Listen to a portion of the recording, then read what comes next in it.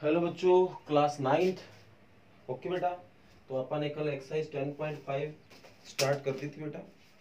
इसमें question number अपन ने 2 और 3 कल अपन किया था। आज क्वेश्चन नंबर 4, 5 मतलब आगे इसको बढ़ेंगे अपन। उससे पहले बेटा 10.4 में कल अपन ने क्वेश्चन नंबर 2 और 3 किया था। आज अपन क्वेश्चन नंबर 4 और 5 करते हैं बेटा। Okay, exercise 10.4। ये प्रॉब्लम है बेटा किसी बच्चे की, तो इसका क्वेश्चन नंबर 4 करते हैं, 5 करते हैं। तो बोला गया, इसका फिगर भी हमें दे रखा है, तो मैं साथ में फिगर ही बना लेता हूं, उसके बाद आपको समझाता हूं कि इसने क्या कहा है। ओके बेटा,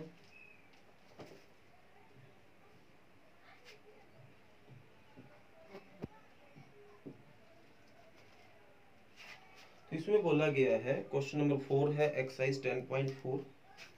if A line intersect two concentric circle. Concentric circle circle का मतलब है ऐसे सर्कल जिनका सेंटर एक ही हो बेटा, एक ही सेंटर हो दोनों का, तो वो इनका सेंटर है। With centre O and 8 ABCD, और ये इसका सेंटर है। दोबारा पढ़ता हूं मैं, क्या है। If A line intersect two concentric circle with centre O 8 ABC, एक ऐसी लाइन है बेटा जो ABCD पॉइंट से होके जा रही है। ये लाइन दो सर्कल को कट कर रही है, और वो सर्कल ऐसे सर्कल है जिनका सेंटर एक ही है, O। ओके बेटा, तो प्रूव करके दिखाओ जो AB है वो CD के बराबर होगा। प्रूव आपको ये करके दिखाना है, जो AB है वो CD के इक्वल होगा। ओके बेटा, तो देखो कैसे प्रूव हमें करना है। तो सबसे पहले O से मैं यहाँ परपेंडिकुलर ड्रॉ कर लेता हूँ। ये वर्क आपको स्केल से करना है बेटा, हाथ से करोगे आप साफ नहीं कर पाओगे। तो यहाँ छोटा से कंस्ट्रक्शन है। कंस्ट्रक्शन क्या है, इसका नाम M दे सकते हैं। Draw OM perpendicular to AD। जो OM है वो परपेंडिकुलर टू AD है। अब आपको पता है जो AD है वो कोड है सर्कल, बड़े सर्कल की। ये इसकी कोड है। कोड कौन होती है, जो सर्कल को दो पॉइंट पे इंटरसेक्ट करे। और ये जो लाइन है O है इसका सेंटर, और O से अपन ने परपेंडिकुलर खींच लिया है। तो आपको अच्छे से पता होगा, जो सेंटर से परपेंडिकुलर खींच रहे हैं वो जो कोड है उसको आपस में इक्वल बाइसेक्ट करता है। तो वी नो दैट क्या जानते हैं, AD is code of larger circle. ठीक है बेटा, AD है वो कोड है बड़े सर्कल की। ठीक है, and OM is perpendicular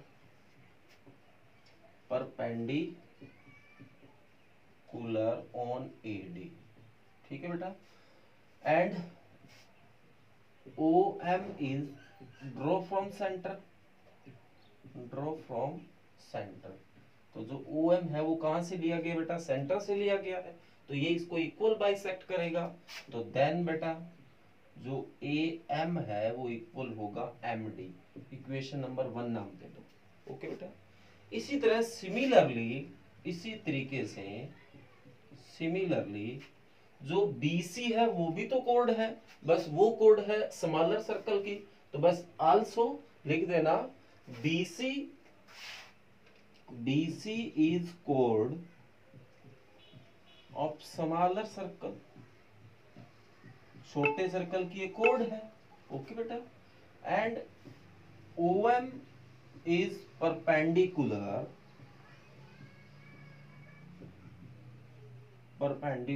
on BC। ये BC के ऊपर भी तो परपेंडिकुलर है। एंड OM जो है, OM is draw from centre. ये भी सेंटर से खींचा गया है। तो देन यहां क्या हो जाएगा, जो BM है वो इक्वल हो जाएगा MC। इक्वेशन नंबर क्या नाम दे दिया इसका, 2। दोनों सही है बेटा। अब आप इक्वेशन 1 में से 2 सब्ट्रैक्ट कर दो, तो सब्ट्रैक्ट इक्वेशन 2 फ्रॉम इक्वेशन 1। ठीक है बेटा, तो A M minus B M is equal to M D minus M C. तो ए एम में से बी एम जाएगा तो क्या बच जाएगा बेटा, ए बी बचेगा। इसी तरह एम डी में से एम सी जाएगा तो क्या बचेगा बेटा, सी डी। क्या हम यही प्रूव करना चाहते थे? बिल्कुल बेटा, आप यही प्रूव करना चाहते थे। ओके बेटा, तो ये क्वेश्चन नंबर 3 है, सॉरी 4 है बेटा। आगे बढ़ते हैं question number 5।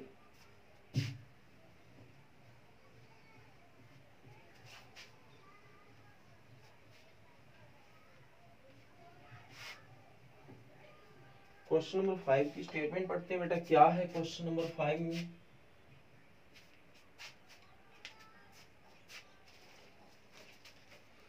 Three girls, Resma, Salma and Mandeep are playing a game by standing on a circle of radius 5 meter drawn in a park। 3 लड़कियां बेटा, रेशमा, सलमा एंड मनदीप, ये क्या कर रही है, गेम खेल रही है। और ये तीनों लड़कियां सर्कल के ऊपर खड़ी है बेटा, और सर्कल की रेडियस है वो 5 मीटर है। Reshma throw a ball to Salma, Salma to Mandeep and Mandeep to Reshma. If distance between Reshma and Salma and between Salma and Mandeep is 6 meter each, तो what is the distance between Reshma and Mandeep? तो इनके बीच में क्या डिस्टेंस होगा? बस इस क्वेश्चन को ध्यान से समझना बेटा। तो पहली बात तो एक सर्कल है, ओके बेटा। और फिर इसने बताया कि 3 लड़कियां हैं, एक तो रेशमा, उसको मैं आर से डिनोट कर देता हूं, एक सलमा और एक मनदीप। ठीक बेटा, ये अपन इस सर्कल का सेंटर लेट कर लेते हैं ओ। तो अब क्या है, रेशमा सलमा की तरफ ऐसे बॉल थ्रो कर रही है, इनके बीच में 6 मीटर का डिस्टेंस है। और जो सलमा है वो मनदीप की तरफ कर रही है, ये भी 6 मीटर है। तो हमें जो डिस्टेंस निकालना है ये निकाल के लाना है। ओके बेटा, उम्मीद करूंगा आपको समझ आया है। अब आप ऐसा करो, इसको इससे मिला लो, और ये ऐसा करो, परपेंडिकुलर ड्रॉ कर लो इस कोड के ऊपर, क्योंकि आरएम भी तो एक कोड है। तो आप इसके ऊपर परपेंडिकुलर ड्रॉ कर लेते हैं। ओके बेटा, ये अपन ने यहाँ क्या किया, एक परपेंडिकुलर ड्रॉ किया है। और आपको पता है ओ से जो एस का डिस्टेंस है वो रेडियस है, क्योंकि सेंटर से यहाँ किनारे तक आप आए हैं, ये भी यहाँ तक आए हैं, तो ये हमारा 5 मीटर हो जाएगा। ओके बेटा, तो आप फाइंड करना चाहते हैं, क्या फाइंड करना चाहते हैं, आर एम फाइंड करना चाहते हैं।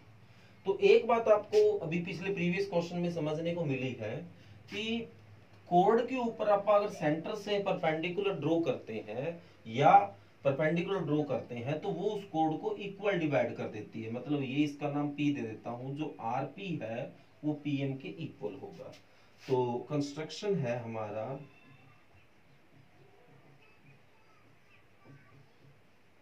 Draw OP perpendicular to R M. ठीक है बेटा, देन वी नो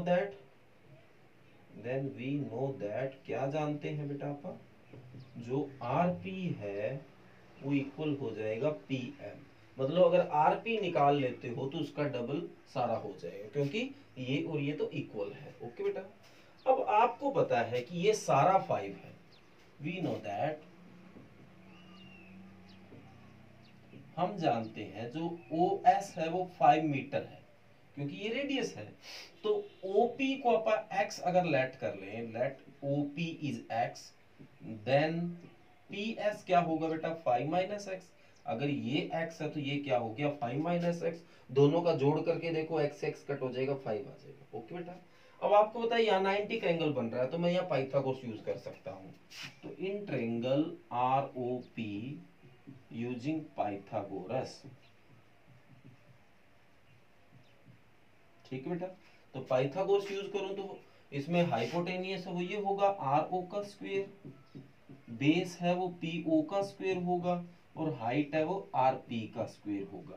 तो आर ओ आपको 5 दे रखा है, 5 का स्क्वायर, पी ओ आपको x दे रखा है, x का स्क्वायर, आर पी का स्क्वायर तो निकालना है। तो यहाँ से आर पी स्क्वायर की वैल्यू निकाल लेते बेटा। तो 5 का स्क्वायर 25 हो गया, x का स्क्वायर इधर आके माइनस का, are P square, equation number 1 नाम दे देता हूँ। अगर यहाँ राइट एंगल बन रहा है तो यहाँ भी राइट एंगल है, तो पाइथागोरस तो यहाँ भी यूज हो सकता है। तो in triangle RPS using Pythagoras, using Pythagoras. तो पाइथागोरस यूज किया बेटा, तो ये हाइपोटेनियस हो गया आर एस का स्क्वायर, ये बेस हो गया पी एस का स्क्वायर, ये हाइट हो गया आर पी का स्क्वायर। ओके बेटा, तो यहाँ आर एस है वो आपका 6 है, 6 का स्क्वायर हो गया, पी एस है वो 5 माइनस एक्स का स्क्वायर हो गया, आर पी स्क्वायर की वैल्यू नहीं है, ये ऊपर वाली वैल्यू यहाँ रख देंगे। तो 6 का स्क्वायर बेटा 36, इसका स्क्वायर बोला a माइनस बी का होल स्क्वायर, तो आएगा A square plus B square minus 2ab। Okay बेटा, आर पी स्क्वायर, ये रहा आर पी स्क्वायर, तो ये आ जाएगा 25 minus x square.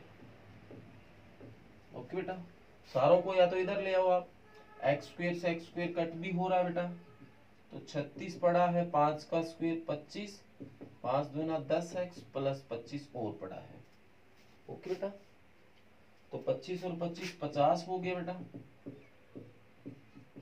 Minus 10x। तो ऐसा करो, इसको इधर लो, माइनस का 50 माइनस 10x, तो ये माइनस का क्या बचेगा 14 माइनस का 10x, माइनस से माइनस कट, 10x बराबर 14, तो 14/10 हो गया, जो कि कट हो गया, क्या आ गया बेटा 7/5। पर हमें तो आरपी निकालना है, न कि ओपी निकालना है बेटा। तो आरपी निकालना, तो इक्वेशन नंबर 1 में पुट कर देते हैं, x पुट इन इक्वेशन 1।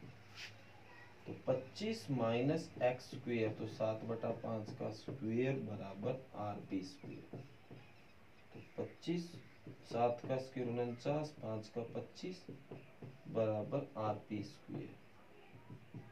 तो ये 25 आ गया बेटा, एलसीएम इसको इससे डिवाइड किया 25, 25 की 25 से मल्टी 625 माइनस 49 बराबर आर पी स्क्वेयर। ओके बेटा, इधर ही करा देता हूँ बेटा, थोड़ा सा स्पेस है, थोड़ा ही रहा है। अब आर पी स्क्वेयर बराबर 625 में 49 के बेटा 576 बटा 25, तो बोथ साइड रूट किए बेटा, तो इधर तो आर पी आ गया, 576 का रूट 24 होता है, 25 का 5, तो आर पी है हमारा 24/5 आ गया। देन पी एम भी 24/5 होगा बेटा, देन पी एम भी है वो भी 24/5। तो हमें तो आर एम निकालना बेटा, तो दोनों को जोड़ कर दो बेटा, 24/5 प्लस 24/5, तो 5 एलसीएम आ गया, 24 प्लस 24, तो 24 और 24 48/5 बेटा। तो इसको इससे डिवाइड करेंगे तो ये आ जाएगा लगभग 9.6। ओके बेटा, तो इसका आंसर है वो 9.6 आ जाएगा। ओके, तो उम्मीद करूंगा कि ये क्वेश्चन आपको बढ़िया समझ आया है बेटा। तो ये क्वेश्चन नंबर 5 है। तो ये 2 क्वेश्चन बेटा अपन ने आज किए हैं। क्वेश्चन नंबर जो 1 और 6 10.4 का रह गया बेटा, ये अपन कल के लेक्चर में करेंगे। ओके बेटा, अब आप आगे बढ़ते हैं एक्सरसाइज 10.5 की ओर।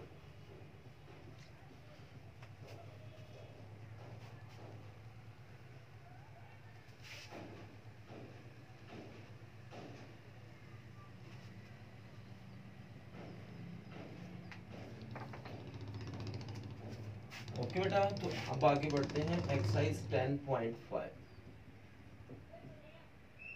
तो इसके आज क्वेश्चन नंबर 4 से स्टार्ट करना है।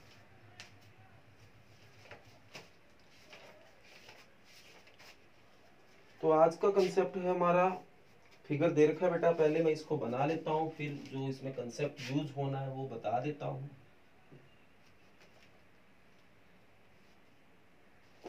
फिगर है वो ध्यान से बनाना बेटा।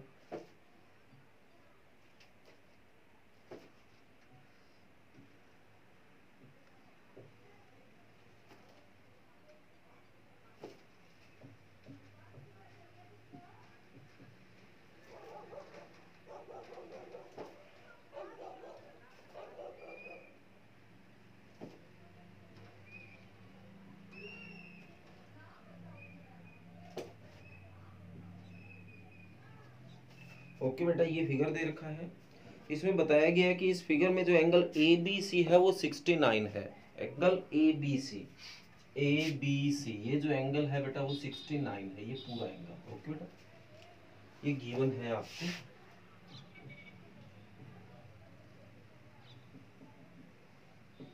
इसके बाद ACB 31,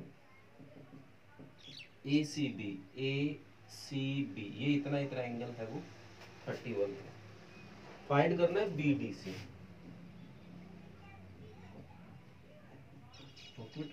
ये आपको फाइंड करना है BDC मतलब ये एंगल निकाल के लाना। तो हम आपको एक फार्मूला है, एक सम से कह लो, ये एक थ्योरम है, ऐसे कह लो कि एक थ्योरम है। मैं आपको बता देता हूँ कौन सी है, ताकि आप भी उसको पढ़ सकते हो। थ्योरम नंबर बेटा 10.9 है।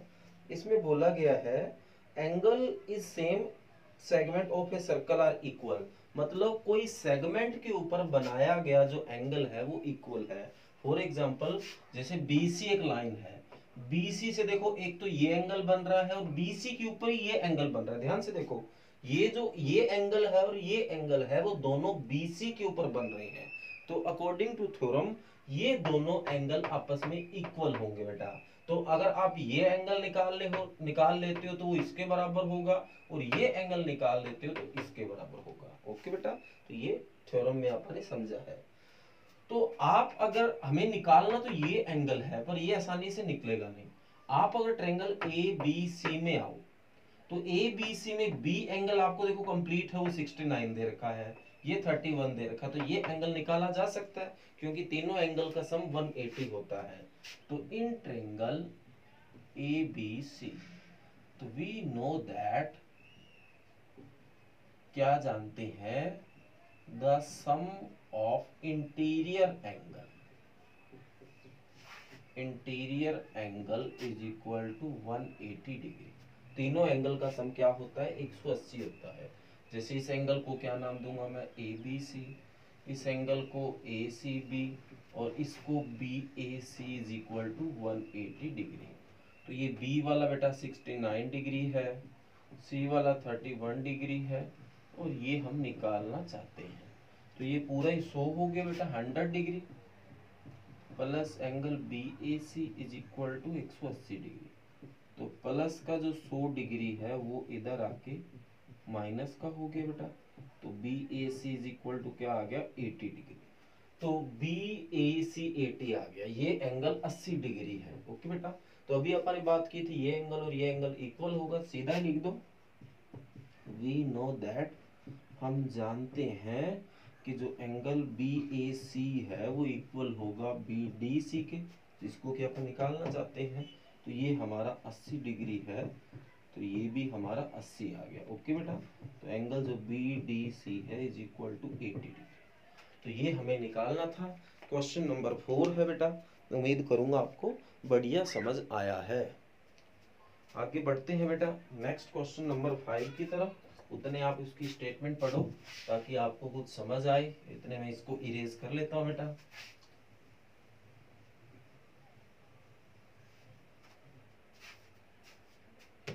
आगे बेटा नेक्स्ट क्वेश्चन नंबर 5 है, उसका फिगर दे रखा है, मैं बना लेता हूं, फिर कोई आगे समझेंगे उसको।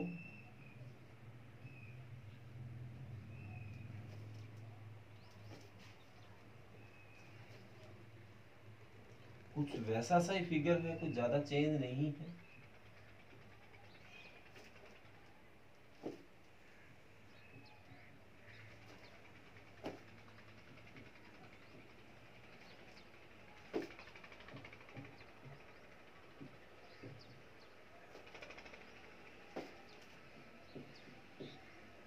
ओके बेटा, ये फिगर दे रखा है। क्वेश्चन में बोला गया, कहता है इस फिगर में ABC and D are 4 points on a circle. जो ABCD पॉइंट है, चारों के चारों सर्कल है। ठीक है बेटा, AC and BD intersect at E such that BEC is 130 degree. जो AC और BD आपस में इंटरसेक्ट कर रही है और एंगल 130 का बना रही है। ठीक है जी, तो ये हमें गिवन हो गया। जो एंगल BEC है वो 130 डिग्री है। इसके बाद बोला ECD है वो 20 डिग्री है। ओके बेटा, और फाइंड BAC, तो हमें जो निकाल के लाना है वो एंगल BAC है, BAC। ओके बेटा, तो ये एंगल हमें 20 दे रखा है। हमें निकाल के लाना है BAC, ये निकाल के लाना है। तो अभी अपन ने किया था, अगर ये देखो ये एंगल और ये एंगल दोनों BC पे बन रहे हैं, मतलब दोनों इक्वल होंगे। अगर ये निकल जाए तो भी इसके इक्वल होगा, और ये निकलता मेरे को दिख रहा है क्योंकि BED है वो एक लाइन सेगमेंट है, और लाइन सेगमेंट पे बनने वाले एंगल क्या होंगे बेटा, 180 होंगे। तो अगर ये 130 है तो ये 50 हो जाएगा, और इस ट्रायंगल में अपन तीनों एंगल निकाल सकते हैं, क्योंकि ये एंगल है, ये एंगल है, तो ये निकल जाएगा, और ये निकल गया तो ये इसके बराबर है। ओके बेटा, तो उम्मीद करूंगा कंसेप्ट तो आपको समझ आ गया। तो ऑन लाइन सेगमेंट BED में आओ, ठीक है बेटा। तो ये जो जो दो एंगल बन रहे हैं, दोनों का जोड़ 180 होगा। जो एंगल BEC प्लस CED है, दोनों का जोड़ 180 डिग्री है। ओके बेटा, दोनों का जोड़ 180 डिग्री है। तो ये 130 डिग्री हो गया, प्लस एंगल CED बराबर 180 डिग्री। तो ये CED हमारा निकल गया 180 डिग्री माइनस 130 डिग्री बराबर 50 डिग्री। ओके बेटा, तो ये हमारा 50 आ गया। अब अपन इस ट्रायंगल में आते हैं। In triangle ECD the sum of interior angle, वो क्या होगा बेटा, 180 डिग्री होगा। तो अपन इस एंगल को क्या नाम लिख देंगे, एंगल DEC, इस एंगल को एंगल ECD, और इस एंगल को EDC, तीनों का जोड़ 180 डिग्री होगा। तो ये हमने अभी निकाला 50 डिग्री, ये 20 डिग्री गिवन है, और ये अपन निकालना चाहते हैं। तो ये 70 हो गया, और प्लस का 70 इधर आके बेटा माइनस का 70 डिग्री। तो एंगल जो EDC है वो 110 डिग्री आके बेटा, और ये जो एंगल है वो इसके बराबर होगा। एंड वी नो दैट, हम जानते हैं कि जो एंगल सॉरी बेटा, जो एंगल EDC है वो इक्वल होगा BAC। तो ये अभी निकाला 110 डिग्री बेटा, एंगल BAC। तो एंगल जो BAC बराबर 110 डिग्री। ओके बेटा, तो यही हमें निकालना है। ओके, तो ये हमारा क्वेश्चन नंबर 5 है। आगे बढ़ते हैं बेटा क्वेश्चन नंबर 6 की ओर। उम्मीद करूंगा क्वेश्चन नंबर 5 आपको समझ आया बेटा। आगे क्वेश्चन नंबर 6 की ओर चलिए, देखो उसमें हमें क्या दे रखा और क्या करना है। ओके बच्चों, पांचवा क्वेश्चन होने के बाद आप आगे करते हैं क्वेश्चन नंबर 6। तो देखो क्वेश्चन नंबर 6 में क्या पूछा गया है, क्या करना है। बोला गया है ABCD is a cyclic quadrilateral whose diagonal intersect at a point E। ABCD बेटा एक साइक्लिक क्वाड्रिलेटरल है। आपको बताया कि साइक्लिक क्वाड्रिलेटरल कैसे बनता है, चारों पॉइंट है वो उसके किसी सर्कल के ऊपर होंगे। ओके बेटा, तो यहाँ मैं A बना देता हूँ, यहाँ B बना देता हूँ, यहाँ कहीं C और यहाँ कहीं D।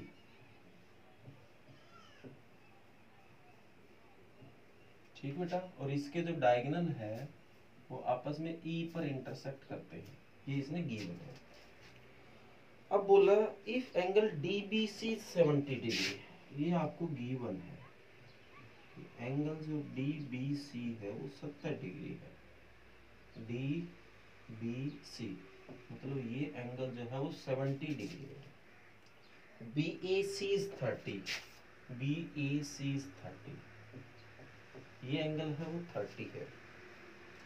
तो फाइंड BCD, तो आपको एंगल एक BAC भी दे रखा है, और जो फाइंड करना है वो करना है BCD पहले। तो बाद में एक और कंडीशन देके एक एंगल आपसे और पूछ रखा है। तो पहले आप इतना करते हैं, ये और ये दे रखा और निकालना BCD, BCD ये एंगल है बेटा। ओके, अब आप देखो जो एंगल BAC है वो भी सेगमेंट BC के ऊपर बना हुआ है, और एंगल जो BDC है वो भी BC के ऊपर बना हुआ है। तो इसका मतलब ये एंगल और ये एंगल आपस में क्या होगा, इक्वल। अभी चौथा और पांचवा क्वेश्चन अपन ने किया है कि एक सेगमेंट पर और बाकी एक पॉइंट सर्कल के ऊपर कहीं भी हो, उससे बनने वाले एंगल आपस में इक्वल होते हैं। तो ये जो है वो BC पे ये एंगल बन रहा है, और ये भी BC पे बन रहा है। तो वी नो दैट, हम जानते हैं, क्या जानते हैं कि जो एंगल BAC है वो है BDC के इक्वल, BDC के इक्वल। तो ये तो 30 डिग्री गिवन है, तो एंगल जो BDC है वो 30 डिग्री है। अब आप सोचोगे सर ये तो निकालना ही नहीं था, इसका क्या फायदा हुआ? इसका फायदा ये होगा बेटा कि ट्रायंगल आप BCD में जाते हैं, इसका एक एंगल 70 है, दूसरा 30 है, तो तीसरा निकल आएगा। तो in triangle BCD the sum of interior angle, sum of interior angle is equal to 180 degree बेटा। तो इस एंगल को आप क्या नाम दे सकते हैं? DBC।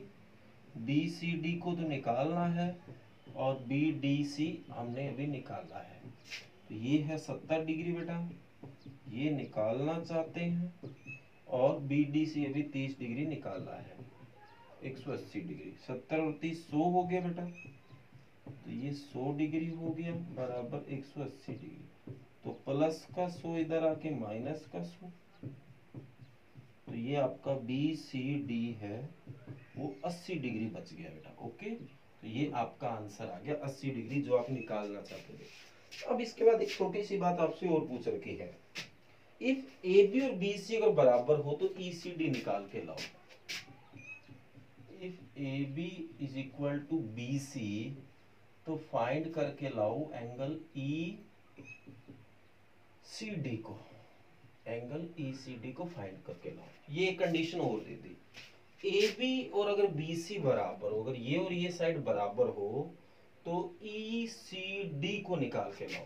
तो आपके पास ये सारा एंगल तो 80 है ही, आपको बस अब इतना इतना एंगल निकाल के लाना है। ओके बेटा, तो देखो अगर ये दोनों साइड इक्वल है तो ABC एक ऐसी ट्रायंगल बन गई जिसकी दो साइड इक्वल है, तो ये एक आइसोस्केलेस ट्रायंगल बन गई, और आइसोस्केलेस में ये एंगल और ये एंगल इक्वल होता है।